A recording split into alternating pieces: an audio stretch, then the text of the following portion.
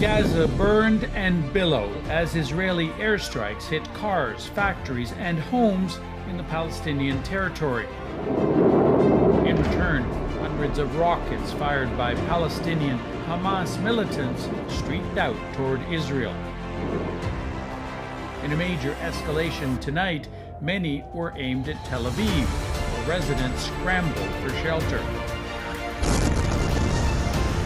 Earlier in Gaza, a 13-story residential tower teetered, then collapsed amid black smoke. Residents were warned to leave by text messages from Israel as the Israeli army said it was targeting Hamas offices in the complex. There were no reports of deaths there, but the streets filled with the funerals of more than 24 others. One was an 11-year-old boy.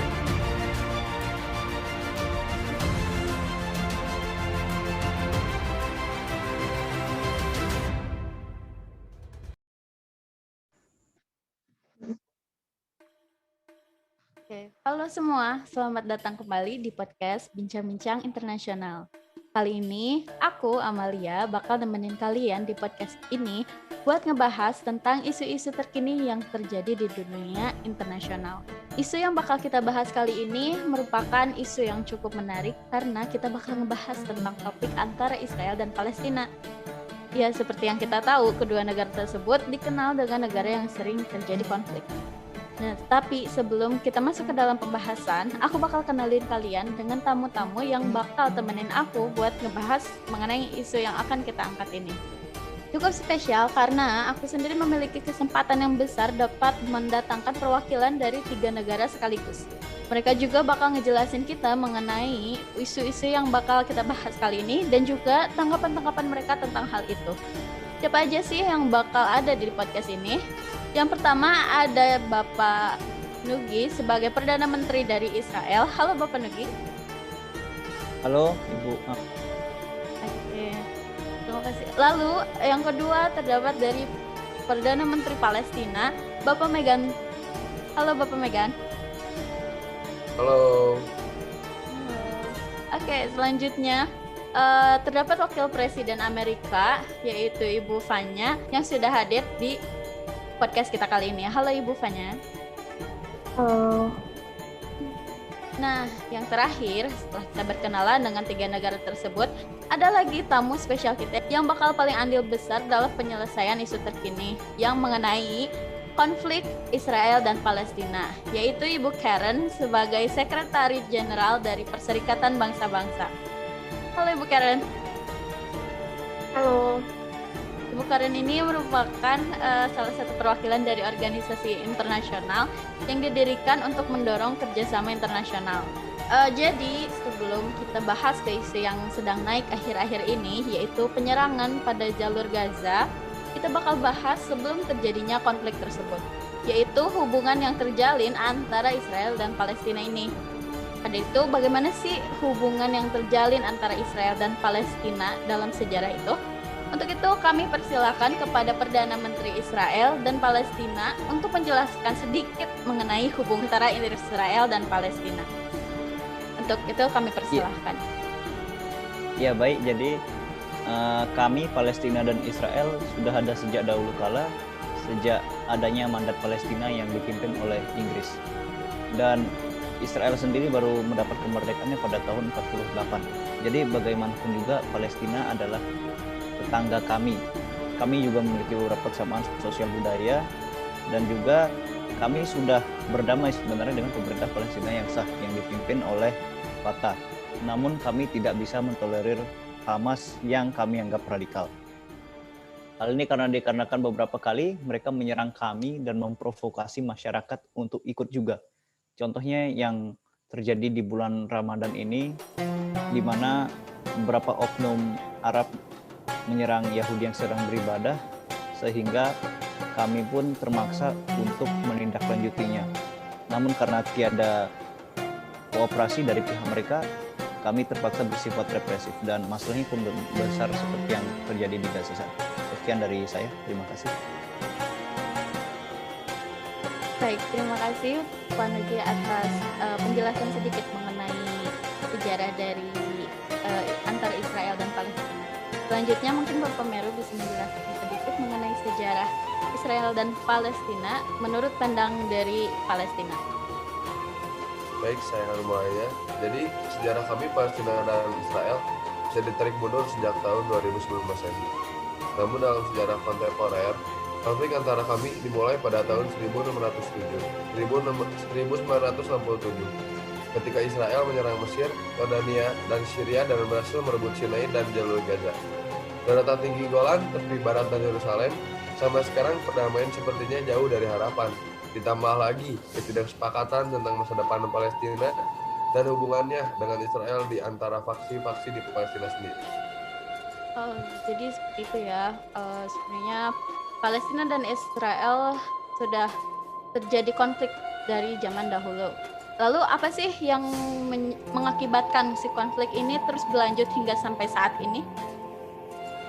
Jadi Palestina itu terbagi menjadi dua sejak tahun 1947 saat PBB menyetujui Palestina menjadi wilayah orang Yahudi dan Arab yang sekarang disebut Israel dan Palestina.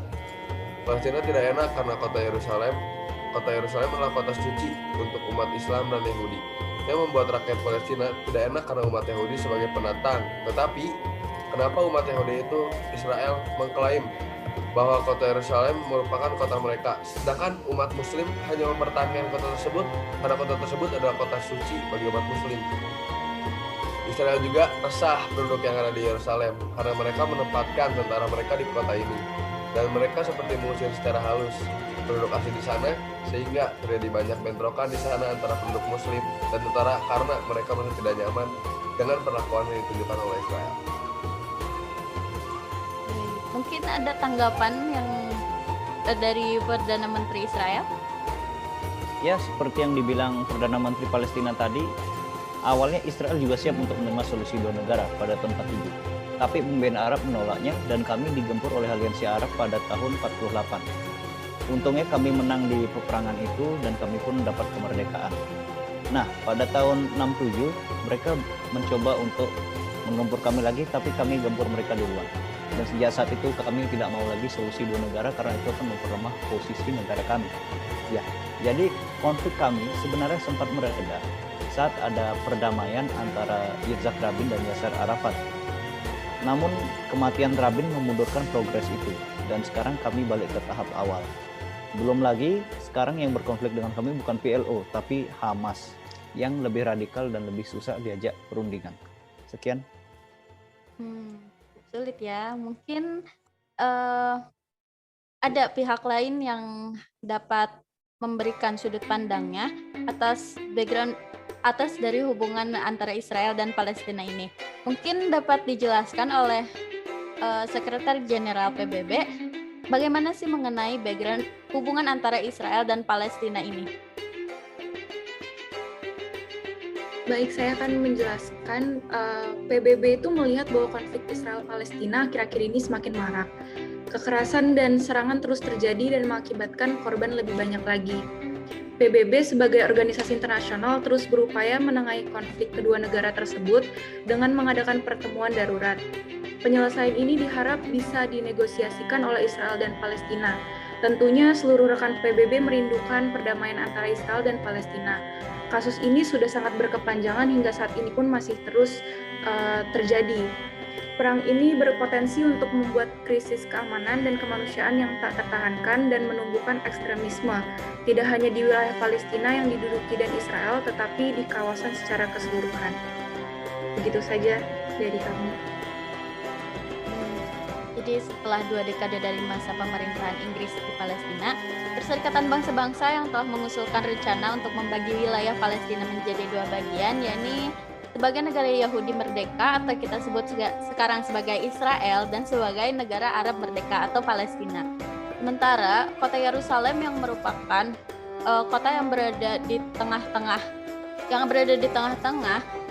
sama-sama diklaim oleh orang Yahudi dan Arab Palestina dan itu dijadikan sebagai wilayah internasional dengan status khusus.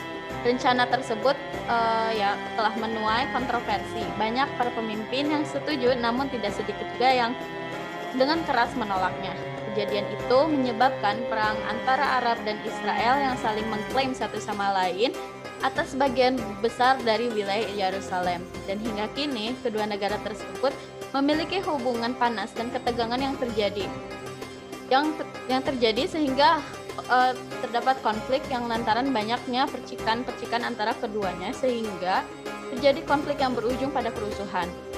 Nah, seperti yang teman-teman tahu nih, ada isu-isu yang terkini yang terjadi di jalur Gaza, di mana isu ini melibatkan pengunjuk rasa dari Palestina dan polisi Israel. Pada awalnya, di tanggal 9 Mei 2021, polisi Israel telah menyerang Masjidil Aqsa yang merupakan salah satu tempat suci dari umat Islam. Lalu pada tanggal 10 dan 11 Mei, Hamas dan Jihad Islam Palestina meluncurkan 400 roket ke wilayah Israel sebagai bentuk balasan yang mengakibatkan 2 warga Israel tewas, serta 70 lainnya terluka. Israel merespons serangan tersebut dengan melakukan serangan udara ke wilayah Gaza yang mengakibatkan 26 warga Palestina tewas, termasuk di dalamnya terdapat 9 anak-anak dan 103 orang lainnya.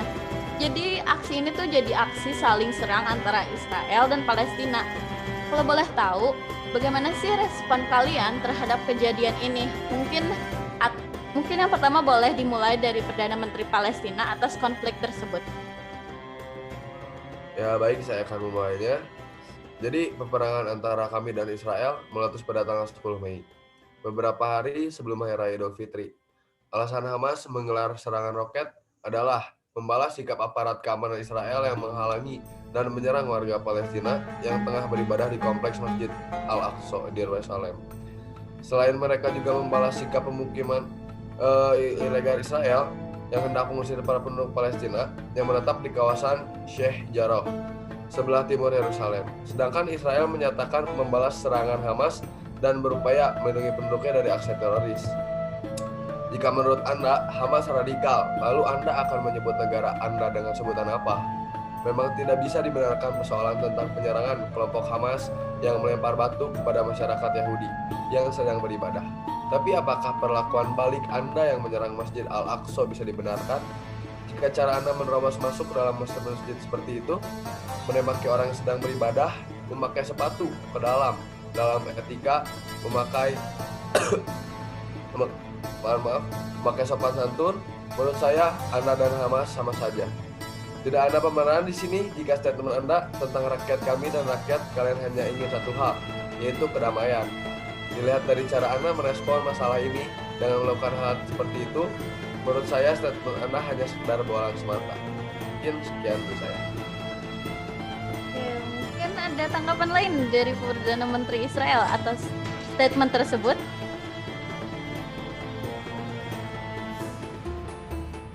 Ya, emang Hamas menurut saya organisasi yang radikal. Dan kami, Israel juga adalah negara yang hanya mempertahankan dirinya. Hamas pun membalas tindakan penegakan hukum kami yang ingin menangkap anarkis yang melempar batu itu dengan menembakkan roket. Untungnya Iron Dome kami berhasil menembak sebagian besar dari mereka. Jadinya korban jiwa di pihak kami itu relatif sedikit. Sebagai negara yang berdaulat, kami juga sudah membalas serangan itu dengan serangkaian operasi militer melawan Hamas. Salah satunya melalui serangan udara yang Anda bilang menewaskan anak kecil itu. Bagaimana tidak meninggal anak kecilan kalau Hamas sendiri berlindung di bawah sipil yang seharusnya mereka lindungi. Sekian dari saya, terima kasih. Sebelum kita menanggapi tentang atas statement dari Perdana Menteri Palestina dan Israel, mungkin ada tanggapan lain dari negara Amerika Serikat tentang menanggapi atas konflik yang terjadi akhir-akhir ini. Jadi kami Amerika Serikat ini selama ini menyaksikan konflik antara Israel dan Palestina. Jadi tentunya kami rindu ya adanya penyelesaian atas konflik ini secara segera. Oleh karena itu selama bertahun-tahun kami memberikan dukungan terhadap Israel dengan tujuan menjadikannya faktor pendukung dalam penyelesaian konflik ini. Kami pun ingin memberikan pandangan kami terhadap usaha-usaha yang PBB telah kerahkan untuk menanggulangi konflik ini selama 5 dekade. Sebagai lembaga internasional yang seharusnya mencegah adanya peperangan atau serangan yang mengorbankan nyawa akibat dari konflik antar negara, sayangnya PBB memberikan resolusi yang memandang isu ini dengan sebelah mata. Karena kami percaya bahwa langkah-langkah yang Israel ambil itu untuk melindungi dirinya. Dan demikian kami mendorong untuk tidak hanya mendukung atau menindas salah satu pihak dalam konflik ini. Sekian dari saya. Jadi konflik ini merupakan konflik yang cukup sulit ya, yang juga berimbas besar loh kepada banyak hal baik dari pihak Israel maupun Palestina. Yang sehingga diketahui bahwa konflik ini mengalami banyak kecaman yang datang dari dunia internasional seperti yang dikatakan oleh Amerika Serikat tadi. Lalu bagaimana sih tanggapan dari PBB sendiri sebagai organisasi internasional atas hal tersebut?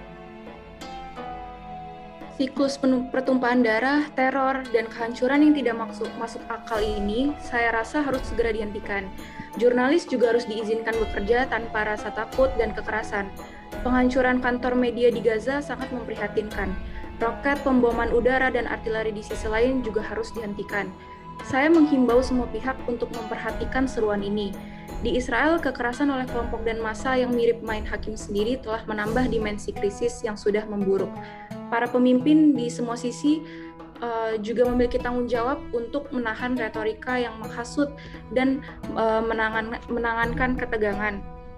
Selama ini kami sudah memberi effort yang bisa dibilang sudah cukup maksimal dengan bukti hasil 17 resolusi yang sudah dikeluarkan dengan resolusi terakhir yang memutuskan untuk tetap menguasai masalah ini. Begitupun terkait gencatan senjata yang terjadi. Dewan HAM PBB memutuskan membuka investigasi kekerasan dalam konflik antara Israel dan juga kelompok Palestina, Hamas.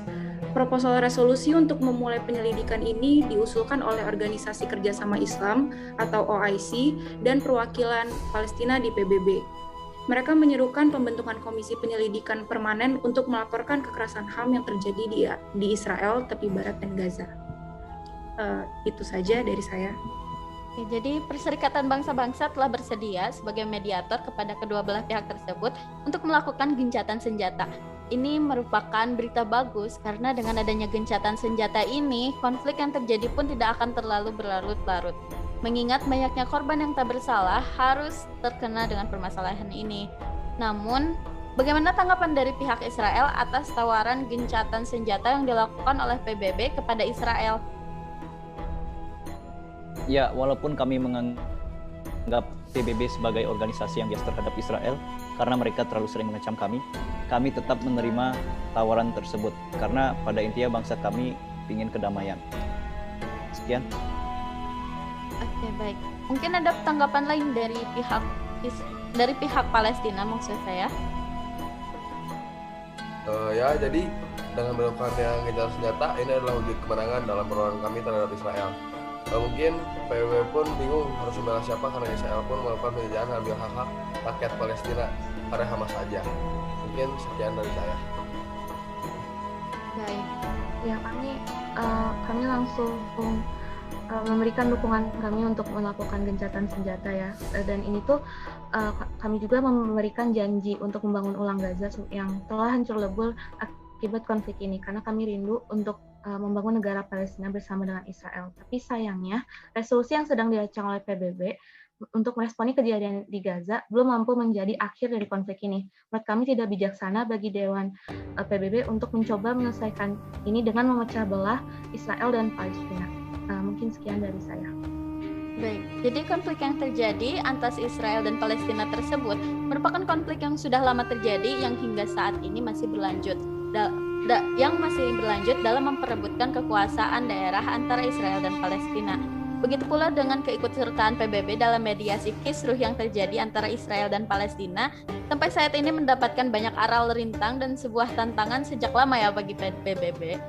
Tetapi saat ini PBB yang telah mencoba menawarkan pilihan terbaik dalam upaya perdamaian konflik Israel dan Palestina agar tidak berlarut-larut, mereka telah menawarkan tempat serta sarana mediasi bagi konflik ini. Keanggotaan negara-negara Liga Arab dan Israel di PBB juga merupakan senjata terbesar bagi PBB untuk membawa upaya perdamaian konflik ini menjadi masalah internasional yang diperhatikan oleh dunia internasional. Terima kasih untuk teman-teman yang telah mengikuti perbincangan kita kali ini. Terima kasih juga yang sebesar-besarnya kepada Bapak Nugi, Bapak Megan, Ibu Karen, dan Ibu Fanya yang telah hadir dalam perbincangan ini. Semoga dengan pembahasan kita kali ini dapat memberikan manfaat dan pengetahuan baru kepada teman-teman semua. Terima kasih, aku Amalia pamit. Sampai ketemu lagi di podcast selanjutnya di Bincang-Bincang Internasional. See you!